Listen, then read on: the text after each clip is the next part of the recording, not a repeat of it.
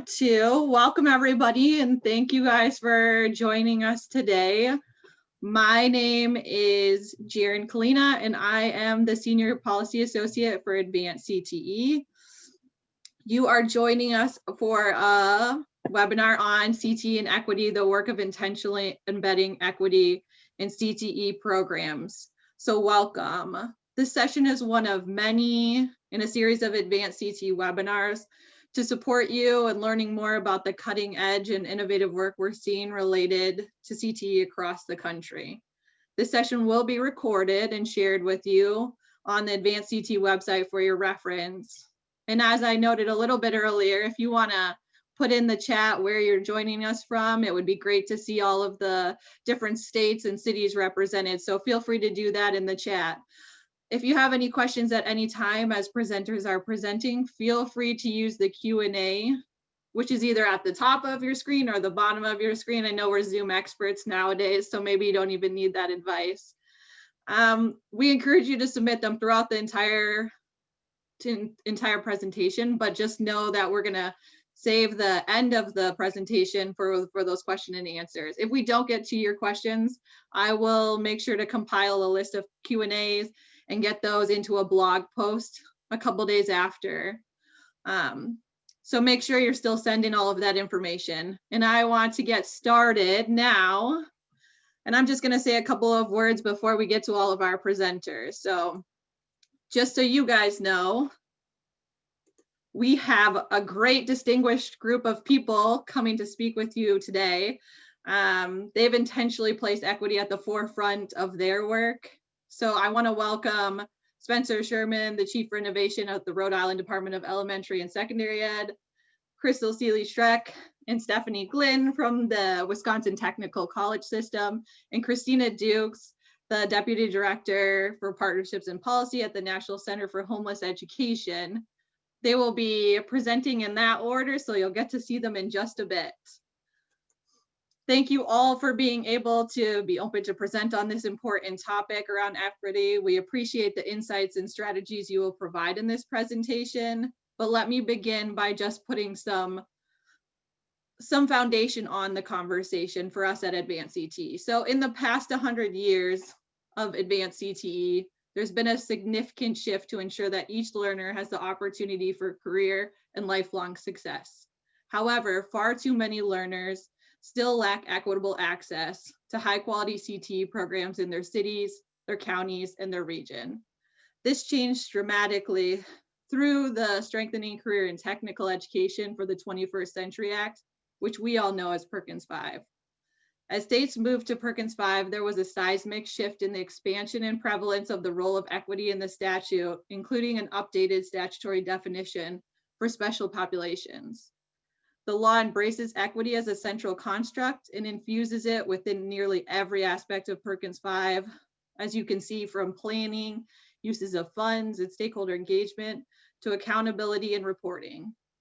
In addition, the law also allows Perkins 5 funds to be used to support the expansion of middle grade CTE and career exposure opportunities as early as 5th grade.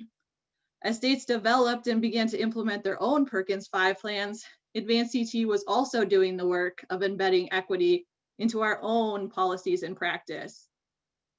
As you can see on the screen, a few ways are noted, but highlighting reviewing and improving our own hiring and onboarding process to remove implicit bias, adoption of a telework policy, the launch of a staff-led diversity, equity, and inclusion advisory group, updating of our style guide to name race and use asset-based language, as well as embedding equity, and more specifically, racial equity, into our strategic plan and in forthcoming core values. This work is far from over, as you all know, and we look forward to continuing the work of intentionally embedding equity into the culture of our organization. So lastly, closing equity gaps and addressing the individualized needs of each learner are major priorities for Advance CTE, our members, policymakers, and key stakeholders. Today, we'll be hearing more about the specific actions and strategies that state CTE leaders and partner organizations are and continue to be engaged in to ensure equity is at the forefront of their programming. With that, I'm going to pass this over to Spencer. Hey everyone, my name is Spencer Sherman. I'm the Chief for Innovation at the Rhode Island Department of Education. Super excited to be joining you all today and just honestly just be seeing people in general. I think it's kind of nice in 2021. At the Rhode Island Department of Education, I oversee the Office of College and Career Readiness, which houses all of our CTE work, as well as the office that does our data and technology. And just quick background on me, equity is why I got an education in the first place. I started off my career as a public school teacher in New Orleans, focusing on science. And I think I got into CTE because I think this is one of the major tools we can use to change pathways for kids, not just for them, but for generations that follow them. So that's why I came to Rhode Island. And I think Rhode Island's done a lot of work that I think has really moved the needle for equity. And I want to share just a few things we've done. So we have an overall initiative for college and career readiness called the Prepare RI initiative. And we launched the Prepare RI initiative about 3 years ago. And here's just some quick stats about what we've been able to get done the past 3 years. We've more than doubled participation in CTE programs. We've increased the number of students graduating with industry recognized credentials by more than 67%. We've increased the percentage of schools offering an individual learning plan, which is like an individually tailored pathway for kids, from less than 1% 3 years ago to over 95% of schools now have this. And we've launched a ton of work-based learning programs, including a statewide internship program, an apprenticeship program, a ton of other interesting programs. And I think most importantly, we've locked that all in. Instead of being sort of one-off initiatives, we've locked that all in our Perkins 5 plan. So I think we've moved the needle a fair amount in the past 3 years. So I want to spend this presentation talking through is 4 big takeaways that we have from a state level perspective on what actually works to move the needle for equity. So first big lesson, and all these lessons right on the top. Systemic problems require systemic solutions. So we have a problem with systemic racism in this country. We have a problem with the systems that perpetuate inequities. So the way that we fix those problems is by systemic solutions. So while I think there's a ton of things that I'll share here and that all of our panelists will share that all sort of chip away at this problem of unequal outcomes for students, I think the key thing is that no one solution is going to be enough. These need to all work together in concert within institutions and across institutions. So what we did in Rhode Island is we have this initiative, like I mentioned before, called Prepare RI. Prepare RI connects the Department of Education, the Department of Labor, the Governor's Office, the Office of the Post-Secondary Commissioner, the public colleges, and the Department of Commerce. All of those agencies, everyone involved from schools to colleges to workforce are all working together on a common action plan. And I think that joint effort is what enables us to work together in concert to sort of disrupt these systems that we need to change to better serve kids. So you can see our workflow here. I just want to highlight 2 things that I think are often neglected in this conversation about equity for kids. One is career exploration. So we started under Perkins 5. We did a pilot last year and we've locked in Perkins 5, a career exploration grant program. So one big way to if you want to change what it looks like, what do doctors look like in this country? What do scientists look like in this country? The way you change that is by changing the educational pipelines. You can change that really early on. So we're giving money in middle schools to help programs help kids discover their passions and sort of break down those stereotypes before they even form, because we're giving kids opportunities to see what they're passionate about. And so I think that if you break those equity gaps in middle school, that'll break them for high school and beyond. The second is a huge, big focus on school counseling. If you provide supports for kids, they're going to do better. And so we've invested a lot very heavily in school counseling. So the next big lesson that I think we've gotten here is data. Start with data. Data is the first step. I put parentheses here, but it's not the last step. I think sometimes we get so excited by data, we just stick with data. Data is the start, but not the end. So here's 3 quick examples of what we've done with data here. We're using data to inform state level policies. So one thing we found is that we were increasing kids getting into career education, but most of our students of color, for example, were going into lower wage industries. So we've had big increase of students of color getting involved in nursing, for example, but not in our business programs. We want to make sure that all kids are getting access to all programs, particularly the ones that are highest growth. So we've used data about what are those growth industries in Rhode Island. And we use those to target our funds at the state level to grow the programs that are going to best prepare kids for long-term success. Next is we made it easier for schools to see their data, and I'll show some slides there. The more they give data directly to schools, the more they can use that to inform their decision-making. And we've also tied into our accountability system. So we now give sort of points on schools' report cards based on the number of kids that earned industry recognized credentials. And finally, using the comprehensive local needs assessment, which is part of Perkins 5, we've sort of given schools the data and then asked them to use that for their strategic plans. So I think the more that we can structure opportunities for schools to leverage their data and use their data, the more they will. Here, just a quick snapshot of one of the interactive dashboards that we have. And this one actually leverages, Rhode Island has this really cool data set that shows long-term outcomes for students. And this dashboard, as you can see, this shows the wage bump that students in career education programs get. And we have this data live. You can actually Google it and find our iTalent dashboard. And we're giving this access to schools. So schools can see, how are my students of color doing? How are my low-income students doing? How are my students IEPs doing? Not just now, but 5, 10 years out.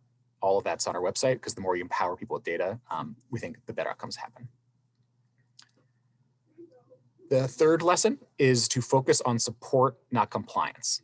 So while I think there's a lot of jobs in the Department of Education that do involve, following regulations, applying regulations, we think one of the biggest bangs for the buck thing that you can do to really move the needle for kids is to focus on supporting people who are really moving the needle for equity.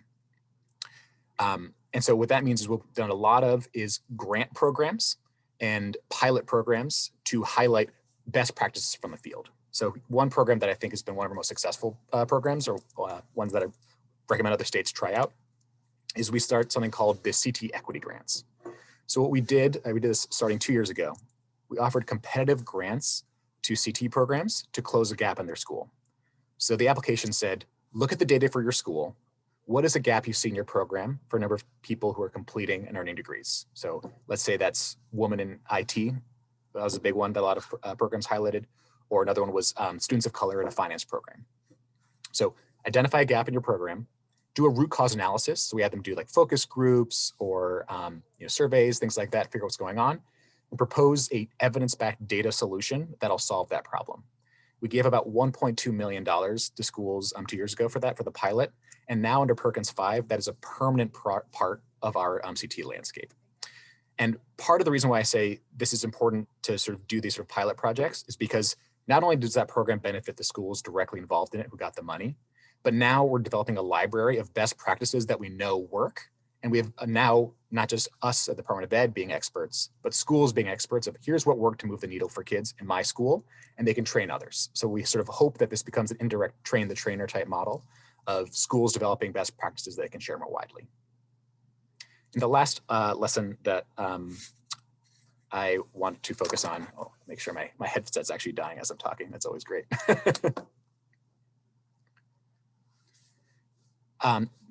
The last one I want to focus on is being user-friendly. So one thing that we launched is this thing called EnrollRI. This is a statewide enrollment platform, and I believe we are the only state in the country that has something like this. What we discovered is that we have some amazing policies in Rhode Island. For example, students can enroll in any CTE program in the state, according to our policy, even outside their own high school. So if you're a kid in Providence, you want to do biotechnology, but your high school doesn't have a biotech program, you can enroll in a high school in a different town in order to access that program. That's a great policy for kids. The problem is not everyone knows about that policy, and the ones who are most likely to benefit that program are the ones who already have the most resources. So what we're trying to do is figure out where in the cycle is that breakdown, what's preventing kids from accessing that program. In this case, we thought just information was a huge gap. So we launched this centralized enrollment platform. We're putting all the enrollment information into one place for kids and families. So I did a little screenshot from our sort of like 1.0 version of this page for CTE. Kids can find all these different opportunities. Like I want to find biotech. They can search across the state for biotech programs, see what's closest. We're building a more fancy version in the next few months. But we're also putting other things here too. So all charter schools going on there. And we have this statewide course catalog for free courses called the All Course Network that also is on that page. So again, try to put everything on just one page.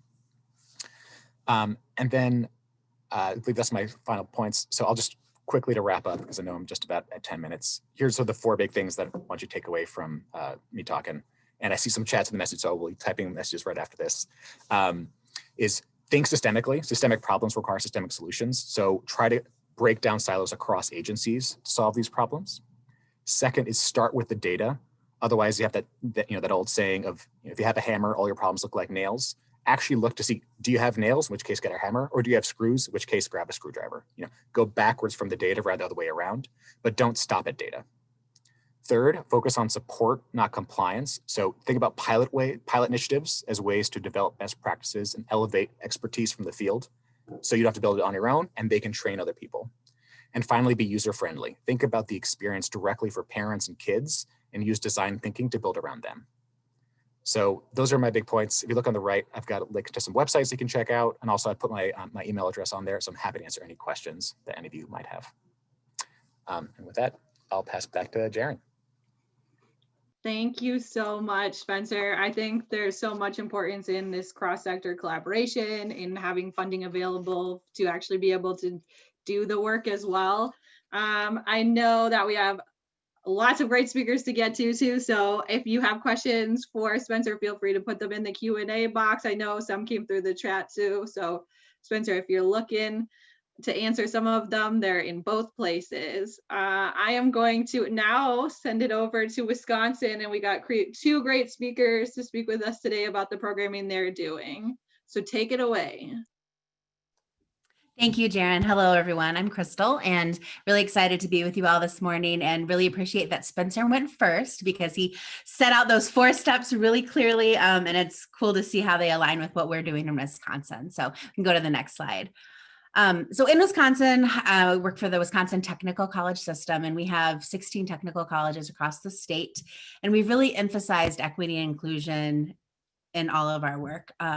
Historically, on the slide, you can see our revamped mission and vision along with our values. We recently worked to integrate value statements with our mission and vision and have centered diversity, equity, inclusion at the core of that work. So I'll share some resources in the chat as well, so you can read more clearly and go in more depth of what we're looking at with our new strategic directions. But as the technical college system in the state of Wisconsin, we serve an incredibly diverse population of students.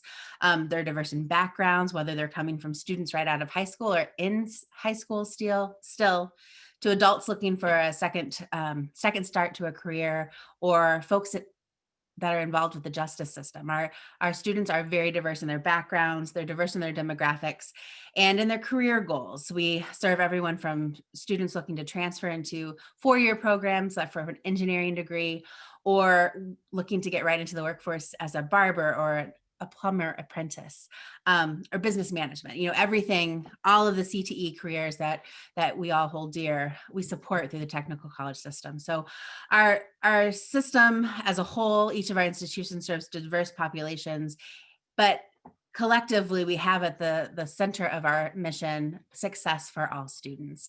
And this is where equity and inclusion has really come to the forefront in the past several years, especially.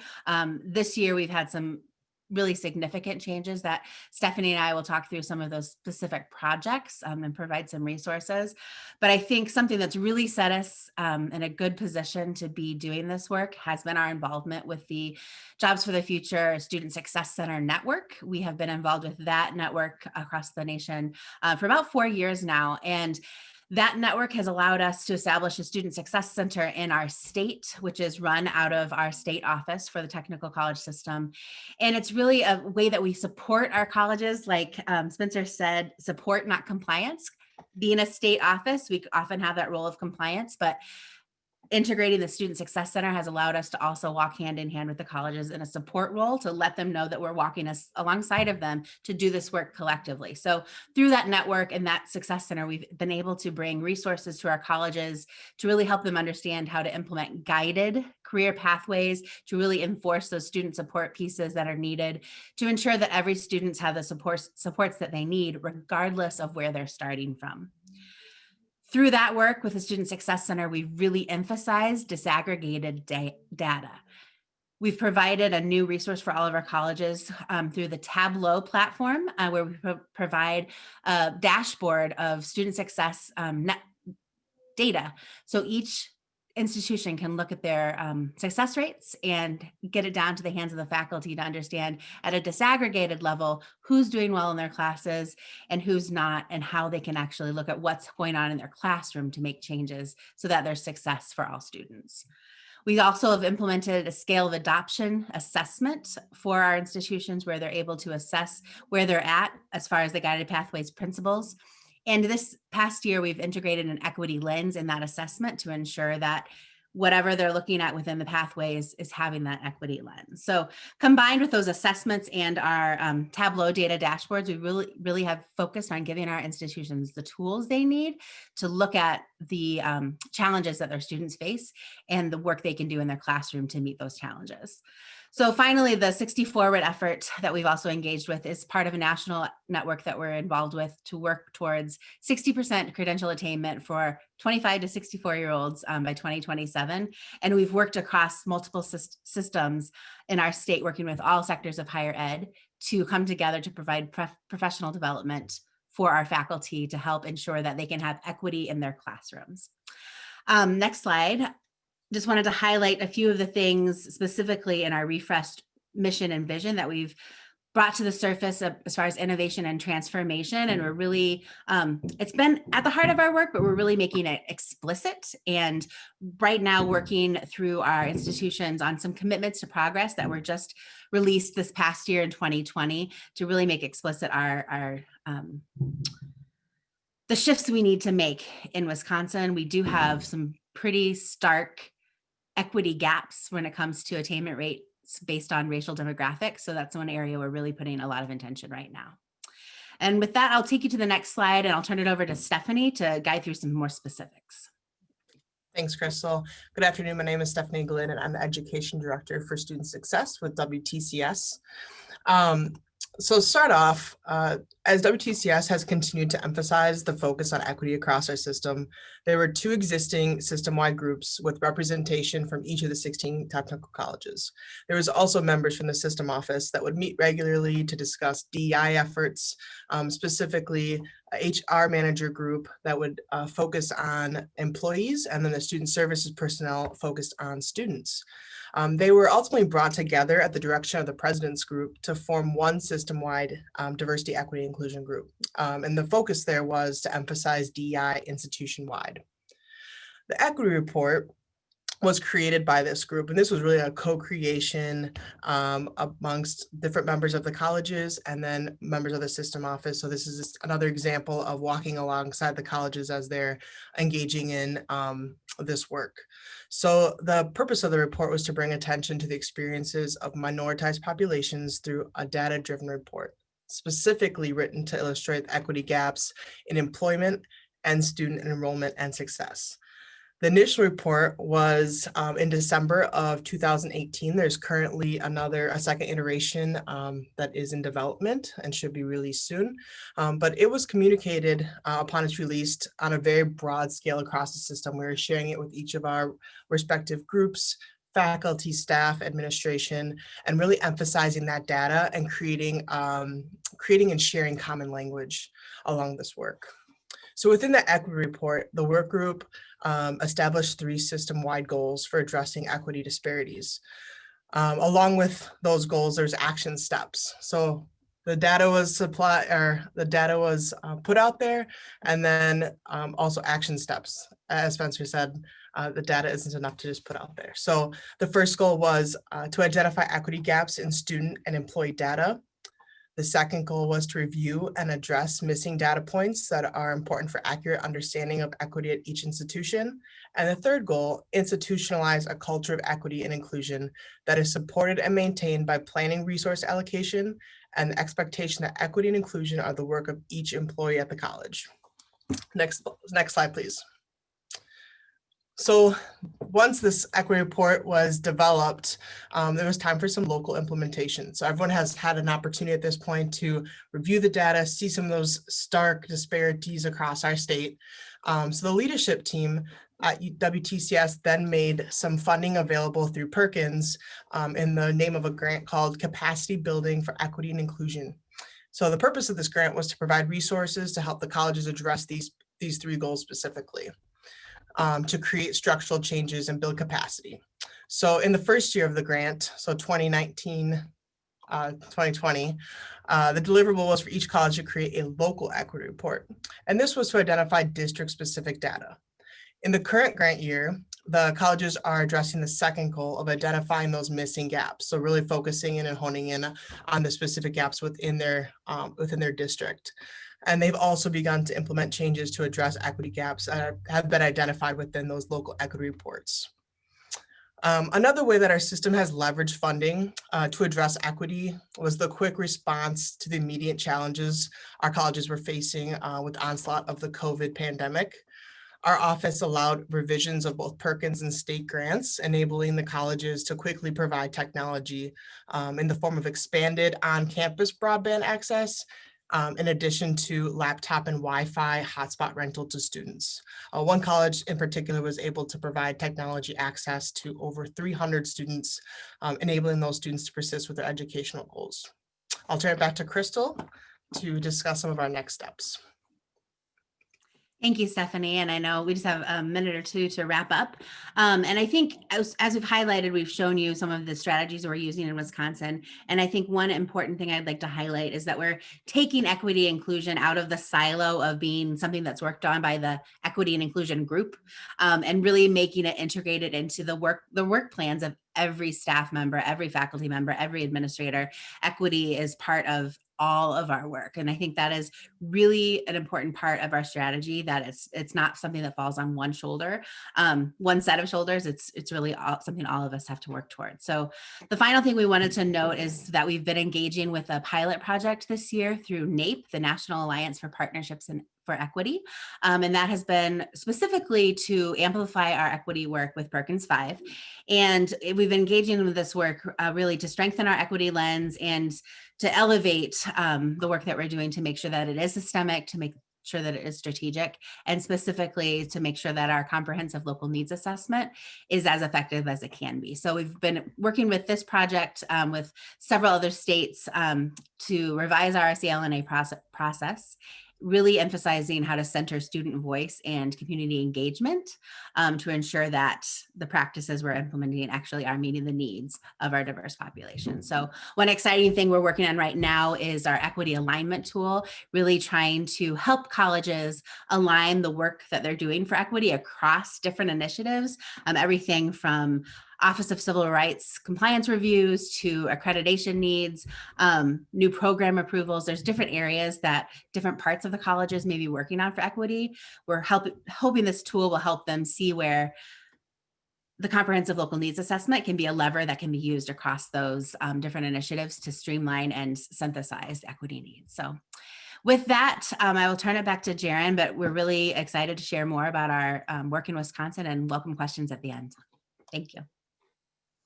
Thank you, Chrystal and Stephanie. I think there's so much to be said about the disaggregation of your guys' data and Spencer's data, and knowing that with such a diverse state and a diverse population of students ranging from youth to adults, it really helps to have data and action steps to go alongside that work. So thank you both, or thank all of you for recognizing that as well.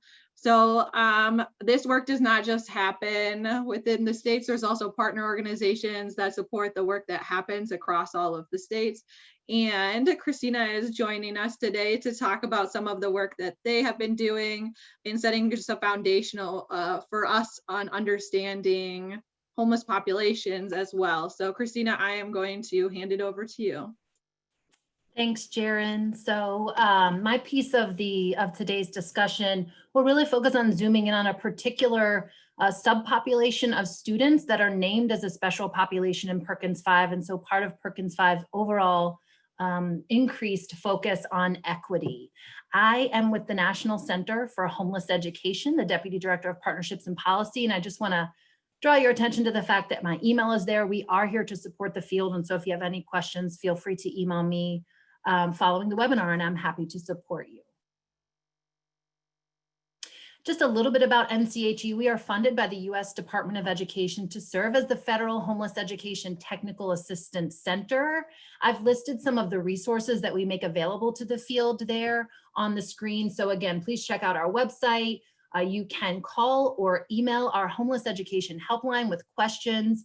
And we have a number of other resources such as products like briefs, posters, webinars, a listserv, and of course, we're out there on the interwebs with social media. So please connect with us as you see fit. Here's where I'm headed today. Firstly, just wanted to provide a little bit of messaging about what I call the case for career and technical education. So really just some making a compelling case for why career and technical education has the potential to be such a powerful pathway for learners experiencing homelessness. Then we'll just touch briefly a quick summary and reminder on Perkins 5 homeless and special populations provisions, given that Perkins 5 named learners experiencing homelessness as one of the 9 special populations. And then also we'll explore some specific career and tech ed and homeless education partnership strategies with a few state and community specific examples. And then provided that time permits, would love to have the opportunity to respond to any questions you may have. I want to say, and I realize I didn't incorporate this into my slides, for those of you who may be new to the idea of students experiencing homelessness or really an intentional focus on those students, if you're wondering about the scope of the issue, the U.S. Department of Education does require states and school districts to report on the number of homeless students enrolled each year.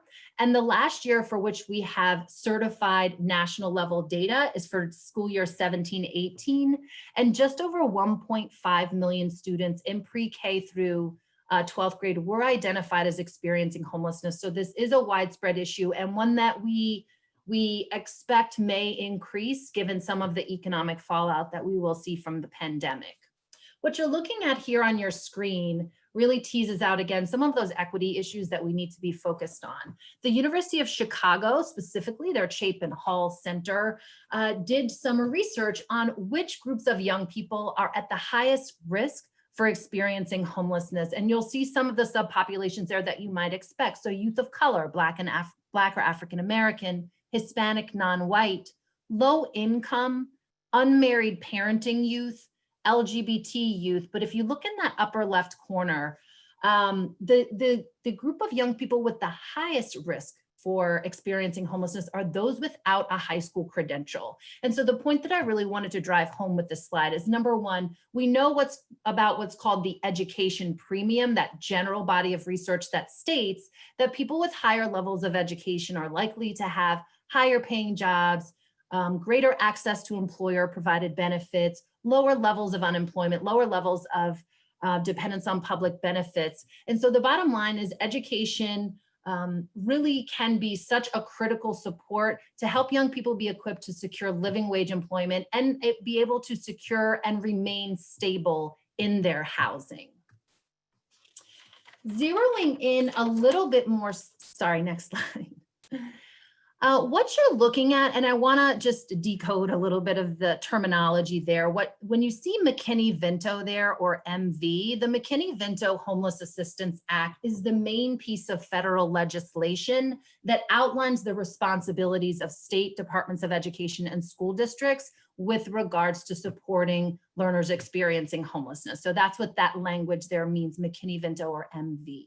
What you're looking at is, and I'm gonna read from my talking points here just to make sure I get this right. So there's in addition to the body of research that I just mentioned, there's a growing body of research that associates CTE participation and completion with higher high school graduation rates, including for learners experiencing homelessness. And so what you're looking at on your screen is data from the state of Washington from 2018-2019, which found that learners experiencing homelessness who participated in 3 or more CTE courses had a 4-year graduation rate of 78.9% and a 4-year dropout rate of 10%. And that's compared with 61.3% graduation rate and 25% dropout rate for learners experiencing homelessness who participated in fewer than three CTE courses. We see something similar happening in some early data from the state of Montana, which shows that learners experiencing homelessness, again, who took 3 or more CTE courses,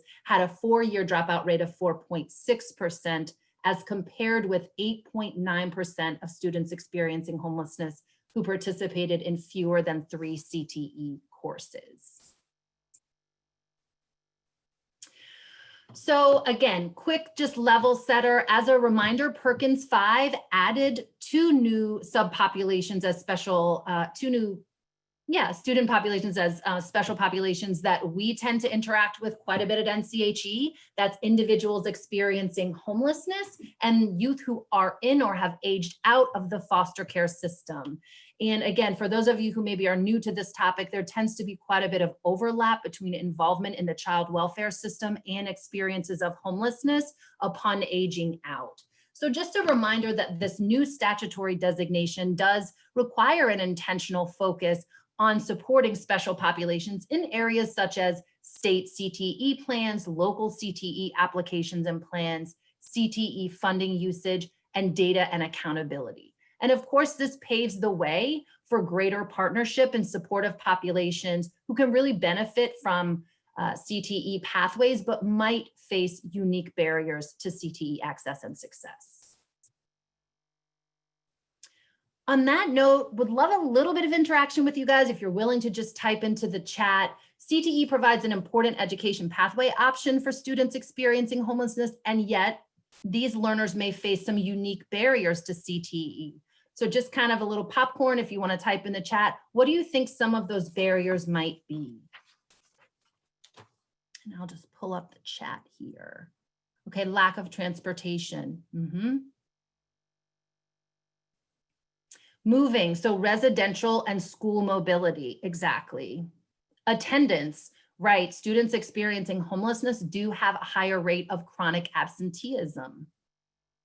Access to technology and other materials needed to participate in CTE coursework.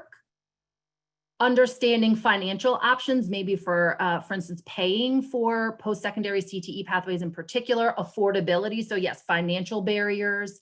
Transient homes, crossing districts, yet mobility really can create quite a few challenges. Food insecurity, right? If I don't have food, if I don't know where I'm staying tonight, or I feel unsafe where I'm staying, that is going to really draw my attention away from focusing on school.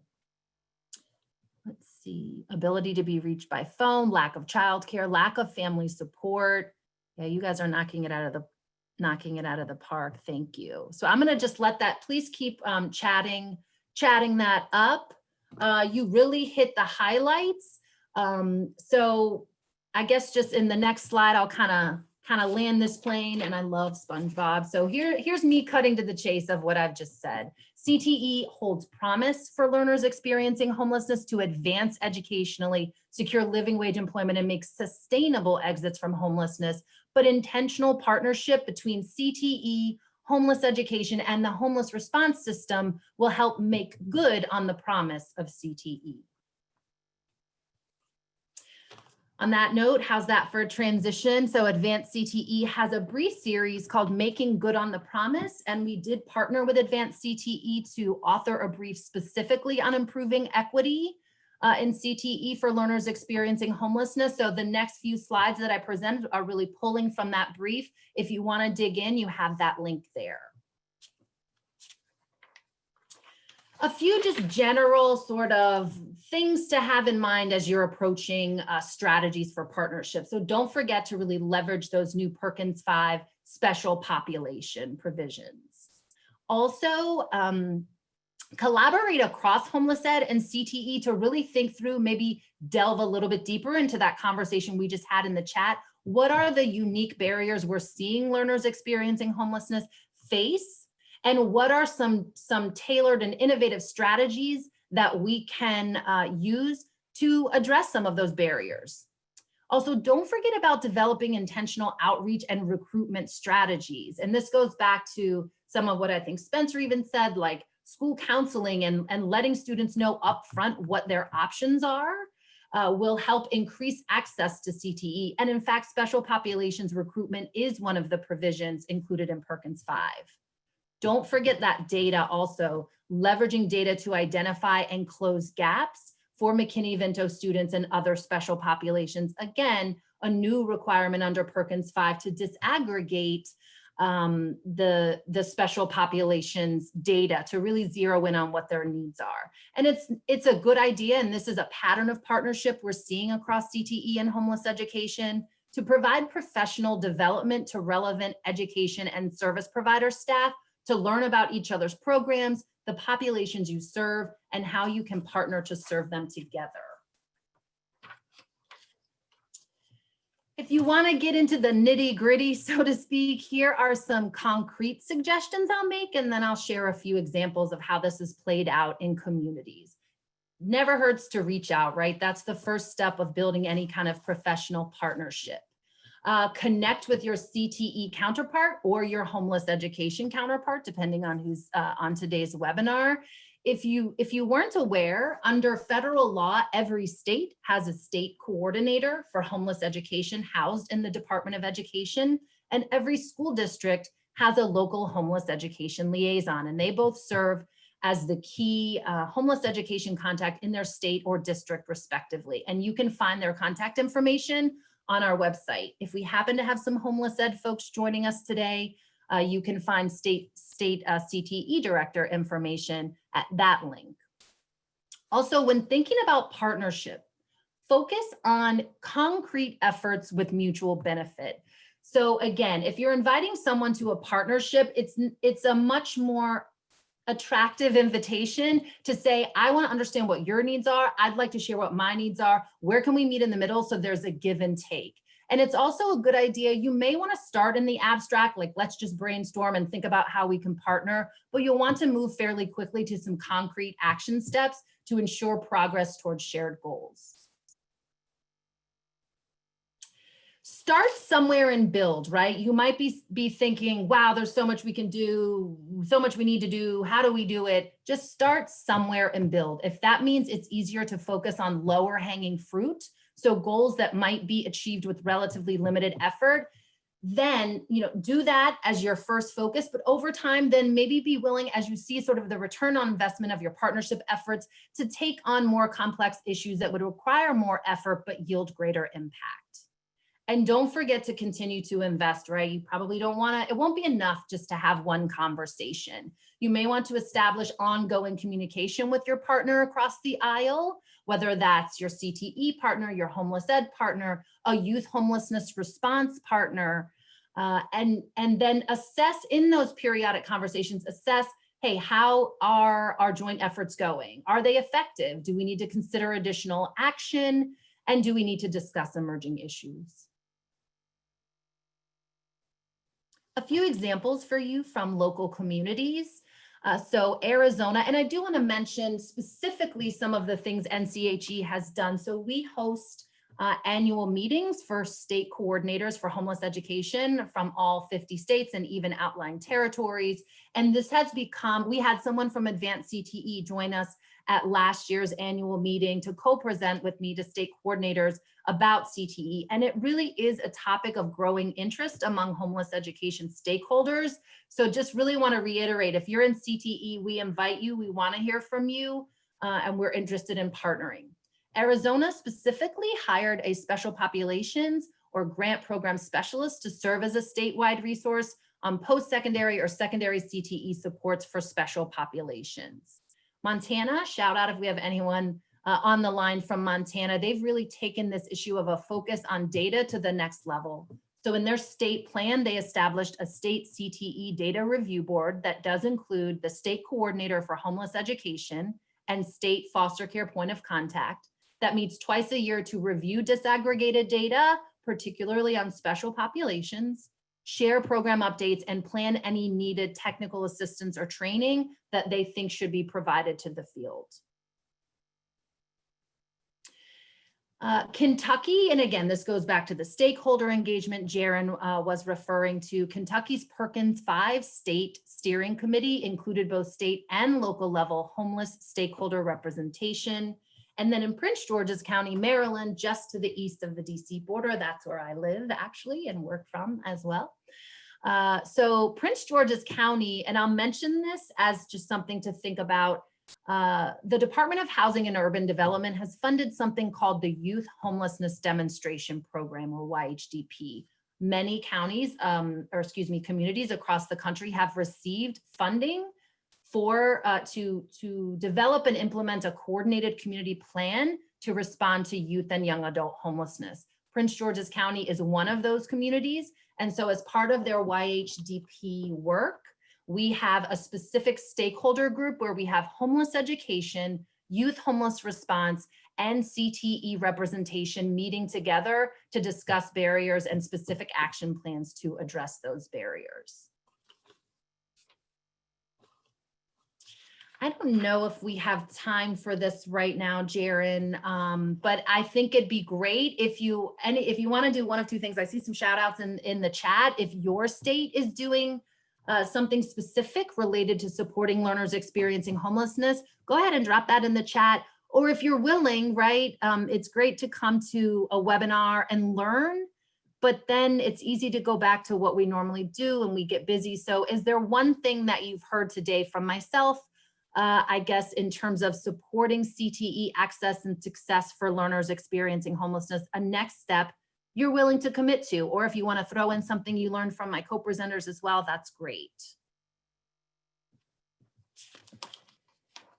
One last thing I'll add in, I was sort of paying attention to who was on the line as you were logging in. A number of states represented here with youth homelessness demonstration program sites. So Massachusetts, Florida, Texas, California, many states around the country have that YHDP work happening, which might be a good thing to tap into if you want to dig into supporting this population more. I am happy to respond. I would love to with the homeless liaison in Indiana. Yeah, Gina Woodward, Indianapolis is a YHDP site and I work with them directly. So feel free to email me with any questions or I'll check it out in the chat or Q&A and I'll turn it back over to you, Jeran. Thank you so much, Christina, and thank you to all of our presenters. It looks like we have a couple of minutes to take some questions, and I see one in the Q&A. Let's see. I know, Spencer, you did get to answer this, but maybe you want to answer this out loud too, if you want to start for this one with what, if any, pushback did you experience when trying to get buy-in from stakeholders? If you want to go first, Spencer, then I'll shoot it over to Wisconsin. Sure. So I think I put this in the chat. I think one thing that we found that was pretty helpful is we launched what we call the Prepare RI Ambassador Program. And what that is we gave small stipends, like $5,000 each, to a number of leaders across the state who are experts in their field. So one of the best school counselors in the state and the head of our school counseling association, a really good principal, a really good career education teacher. We gave them these small stipends and they serve full-time as in their normal roles, but they were advising us part-time as sort of our mini policy advisors or sort of internal think tank for how to do a better job designing this action plan. So I think that helped us sort of address our blind spots that, you know, when I'm stuck in this cubicle, I don't know what we're missing in the field. So they advised us. I think also what we did is we created conferences twice a year where we had those people present their ideas to their peers. So I think there's a lot more credibility that comes from having someone who's an expert and someone who's a peer explain why this is useful and why this makes a difference, rather than someone from the state doing it. I also think it makes it much more, long-term, much more sustainable, because like people might change at the state level, but a lot of the people, if you have buy-in at the grassroots level, I think it's much more likely to be a long-term solution. Thank you, Spencer. How about you guys, Stephanie and Chrystal? What pushback might you have gotten from your stakeholders and what kinds of things did you do to resolve them?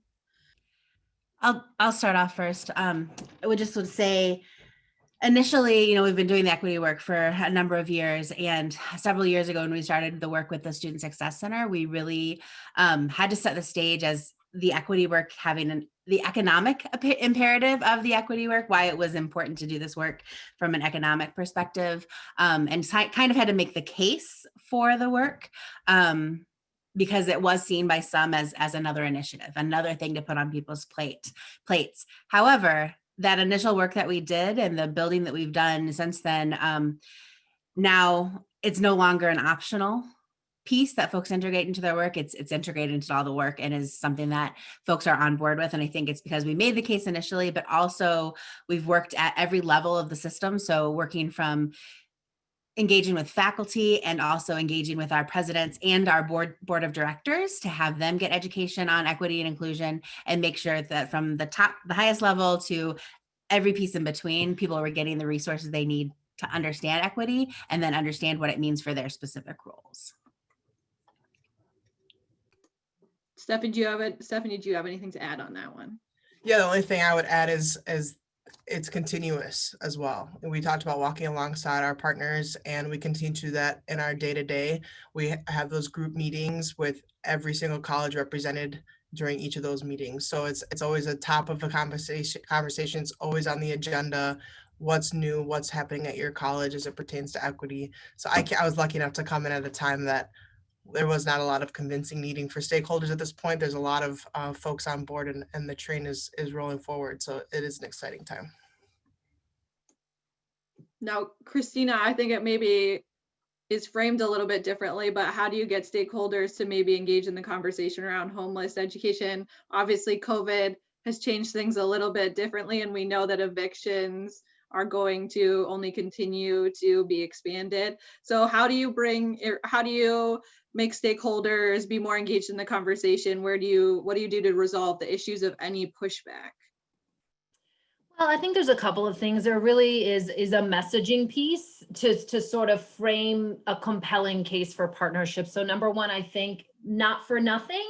I agree with Spencer's thought about like, don't focus on compliance, focus on support, but it doesn't hurt to remind folks, hey, this is something that is named in statute, both in Perkins 5, but also in the McKinney-Vento Act. We also had our first mention when ESSA was passed into law of removing barriers to CTE access and success for homeless students. So if nothing else, start with that piece of, hey, this is in our statute now, why don't we have a conversation? And then I say anything you can do to make a compelling case, whether it's, hey, this is the right thing to do and can really make a difference for students, but also think of what the benefit might be. So when I work with communities that are trying to find the sweet spot of partnership between homeless education and the youth homeless response, I say, what need can your partner help you meet that you can't meet? So for example, we'll get local liaisons, the school district area homeless ed staff who will call and say, I can help students with enrollment, but like when they leave on Friday afternoon and tell me they have nowhere else to go, I don't know what to do. Schools don't provide housing. Okay, that's a need the school system can't meet. Then you sort of, well, how do we fit that puzzle then with the youth homeless response system? So we'll say to the youth homeless response system, hey, you're able to support students with housing, but what is going to help that young person to be able to thrive and make a sustainable exit from homelessness when they exit your program?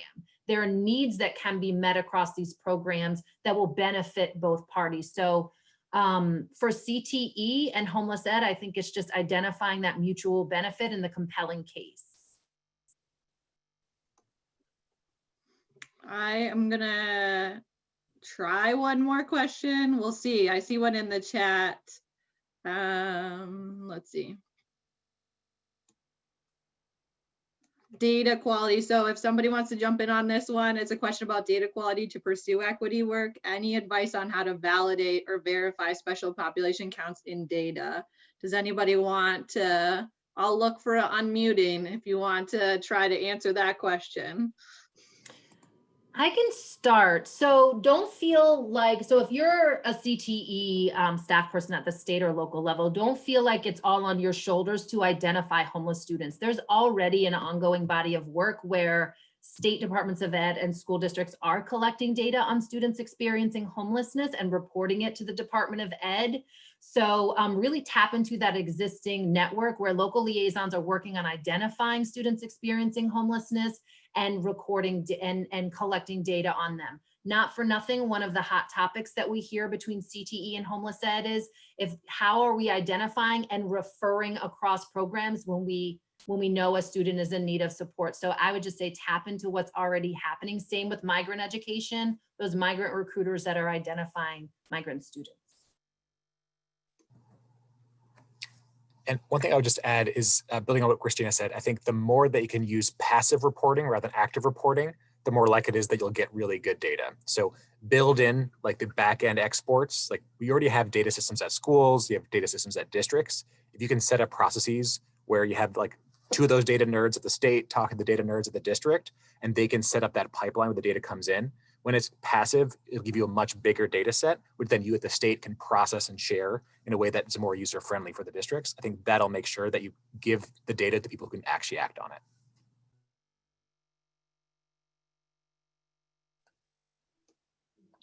Yeah, I just, the only thing I would add is that we have really expansive data systems built in Wisconsin that have integrity built in them at all layers. And I don't have that expertise to tell you what that looks like. But I think it is built in from the very beginning to get the information in a comprehensive way across the state.